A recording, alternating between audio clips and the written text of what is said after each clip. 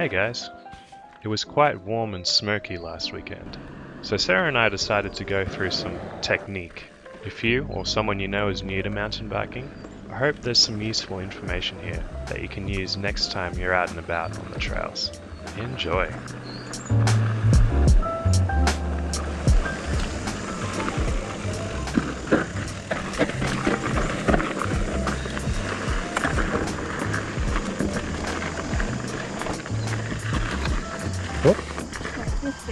Alright, well let's go through it. I think I just wasn't in a good enough gear. Oh yes, well that's probably part of it. As soon as you get sight that there's a somewhat tricky climb coming up, is you need to prepare for it. If it's a short climb like this one, is you want to make sure that you've got enough speed to carry most of yourself up the hill. So that way you're only worrying about picking your lines and not so much about getting the speed when you're climbing. Well, why don't we go back to where it starts descending back here. So probably the gear that you'd want to be in is somewhere in the middle. Obviously you want to have a decent amount of speed. So in this instance, you want to pedal as much as you can up to where it inclines. Yeah. Then right as you're about to hit the incline, if you push your thumb down like all the way, that like shifts it down a few gears. Yeah. So if you do that and get it into a really low gear, you should be okay. So you can use your momentum to get up chunky stuff, but then because you're in that lower gear, so just if you need a bit extra, just pop it down because you've got the speed already, so you don't really need to pedal, but just in case you're already in that lower gear. Well, try that first and see how you go. If we're not successful, we can talk about picking lines more perhaps. Okay. And drop it down. Yeah, see?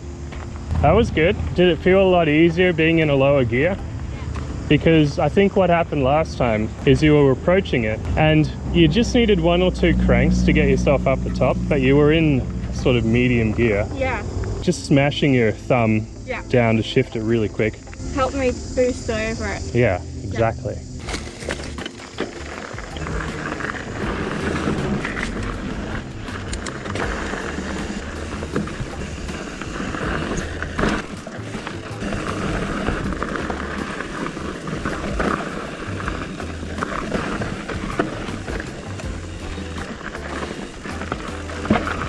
Maybe this is a good part to pick on. If we go back a few meters, I'll show you some things you can improve on, if you like. Once you're able to get the momentum going, things become a lot easier. And I can show you an example of that on this bit here. This is going to touch on line choices.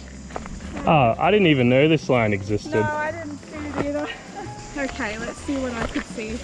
You can't really see much from this angle. Well, I can't even see that other line on the right. So you came in here and you went, instead of going across the rocks here, you took a right-hander around the rocks, which everyone else seems to be doing. So you have to turn right and then you have to turn left into rocks anyway. And if anything, It's not really easier. It's actually easier to go over that. it looks chunky and stuff, but your bike's designed to ride over that sort of stuff. And it's just a straight line. Because if you're weaving all over the place and you're weaving in and out of rocky stuff, That definitely slowed me down. Could have been easier. exactly, you had to do like a 120-degree turn to the right, whereas going straight, it's like 50-degree turn. It's way easier going this way. Well, the issue with this is it looks fine, and it kind of is, until you get to the bottom and you're going straight, but then you need to make this turn into an incline and you can't carry your speed as well because there's nothing really to... Yeah, that way it's much better design. So why don't we go back and you can try that chunkier line, which, as we know, after talking about it, Is the easier one. is way easier. Even though it looks scarier, it doesn't mean it is. I'll give it a go. So you want like a sort of low to medium gear, get a few cranks in and then just coast over all the chunky stuff. And then just go straight over it. Easy. Good one. Just because something looks smoother doesn't mean it's easier. That's true. That was way easier than the first way.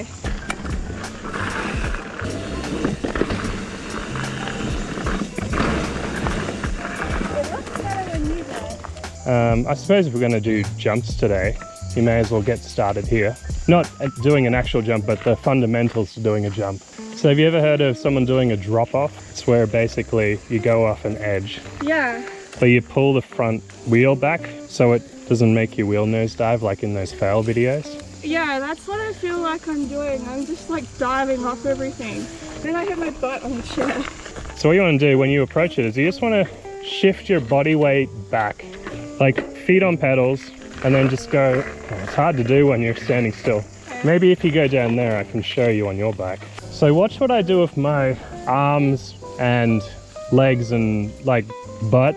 As I approach it, the front wheel will get sort of pulled back, but not enough that it sort of is disproportionately higher than anything else, but just enough that it keeps it fairly level to where the ground is. But you see how it's just a quick sort of motion of pulling your body back. And your hips go back a bit? Yeah, it's like when you're going down, you know how you shift your butt back behind the seat? I'm trying to shift my butt back. You want it behind the seat? Well, you're kind of doing this. That's what you're doing with your body when you want to lift your wheel up. Yeah, you just want to pull them back a touch, if that makes sense. Just when you're about to go off it? Yeah. I'm probably going to start this up. I'll probably just jump off it like I always do. You're not trying to lift your wheel off the ground, you're just trying to keep it... Just trying to shift my weight backwards? Yes, while pulling back a bit. Ah! Oh. Attack of the deadly tree. So you want to have a bit of speed, just shift your weight back a bit. Just a little bit. Yep, shift it. No, well, you did have enough speed. It's a tricky one because it's not really a high speed area. But I didn't see you pull back your weight at all. No, I kind of forgot. I put my butt down and then... Yeah, it's just like a sort of jerking. Like imagine, just trying to think of something. Imagine trying to get your chest freezer open and you have to kind of have a grab of it like this. Yeah. But flip it, and that's what you're trying to do. It's kind of the sensation that you get when it finally gives way and then it opens all of a sudden. That's what you want to do to your bars. Okay. Well, I'll keep working on it. All right, well if we see anything similar to that, we can try that out. Okay.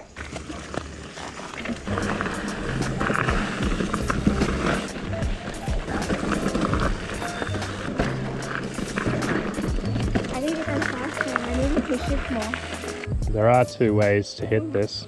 So the first one is you just have a stupid amount of speed and you just smash your way up it. The other one is to have a bit of speed to get you about halfway up, and then you want to be in a fairly low gear because it's like as soon as you get to the middle, you need just that little bit more to get you up, which I think is what happened to you. You were in a medium gear because you were coming down this descent. I needed to have shifted a lot more before I got to that point. Exactly. By the time you get to that corner with the roots there, you've got enough speed, so you may as well just shift down then. You use your momentum, get halfway up, and then put a few second gear strokes and you're up the top. And here's a bit of line choice as well.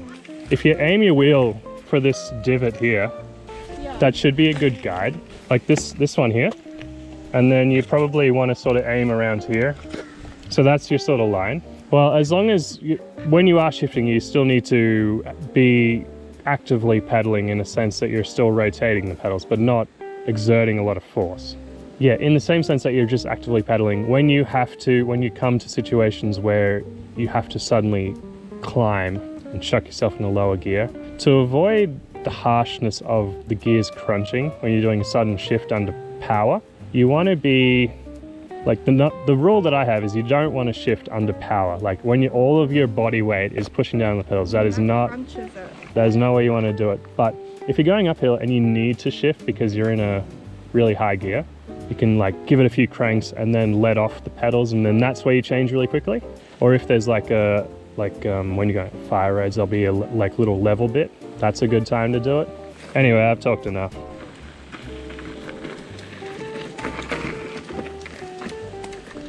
Oh, you almost had it. I think you had that. I think you just needed a touch more speed. Yeah. And you need to also try and shift your weight forward. I pulled my wheel up too much.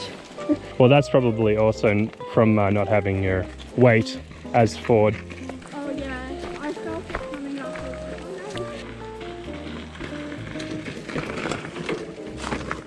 Oh, almost had it. It's tricky.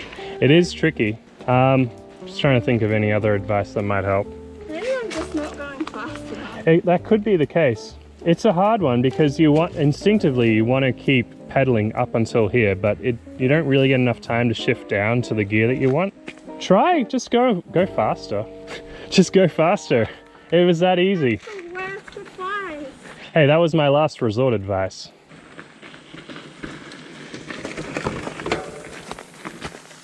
Oh, you got it. Well done.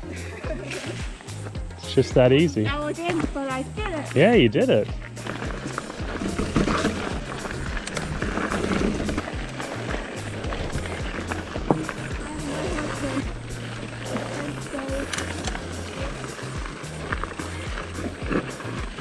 Oh, wait. What happened there? Got a bit breaky. Do we want to go through this? Yeah, usually I'm fine on that. I just got a bit sick. I just got a bit, I hesitated. This is a case of speed is your friend, Yeah. but not too much speed. Yeah. When I came down here, I was going too slowly and I kind of... Yes, and your wheel was kind of like Yeah. T-boning itself. Yeah. This is a really good example of turning a corner and committing to a certain line at decent speed. So the goal here would be come in with an average amount of speed, straight on, braking a bit here, and you can see the line here. Everyone seems to be taking it. It's off this route right here. The middle of it. Yeah, and like that leads straight into this route, but it's honestly a lot worse than it looks. A lot worse than it looks. I mean, it's not as bad as it looks. And once you get over that, then you're good. Yeah. The only thing you'd have to keep an eye out for is this route here. But if you're taking this line here, you shouldn't really hit it, Yeah. as long as you have your pedals flat. So, a few cranks, get yourself comfy. You don't even need to worry about shifting down or anything, because once you come out of that, you'll be in the same gear anyway. Give it a go. Just don't lock up your brakes and you'll be fine. Okay. Yep, you're good. Yeah, fine.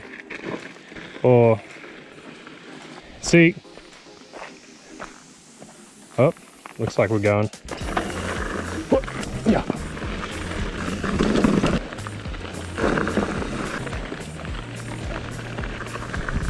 No brakes? Okay. Oh, she's going for it.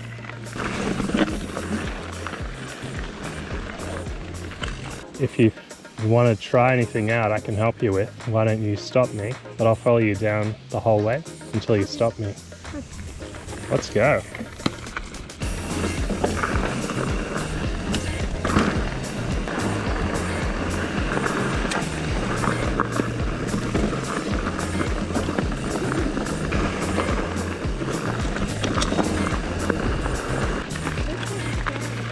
Oh yeah?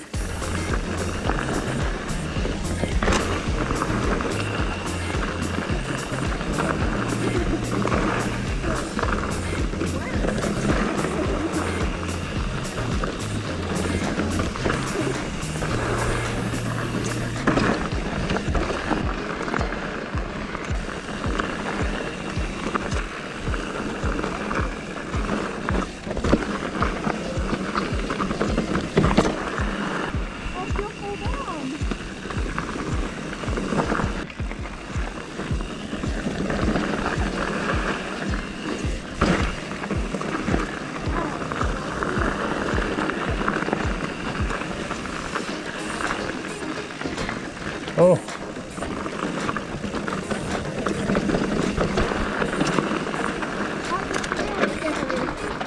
Can you go down the left-hand side though? Yeah, you did it! Oh, yeah. Oh, that was loose. You did it. Oh, I didn't do it. I fell off. No, you didn't. I saw you. Oh, I definitely came off the end. Yeah, but you held it. Oh. Doesn't matter what it looks like at the end as long as you make it through. You hadn't hit that before. Haven't I? No, not the left. Oh, that was terrifying. But fun? Do you call this fun? My legs are wobbly. Oh, oh yeah, they are. Let's go. Okay.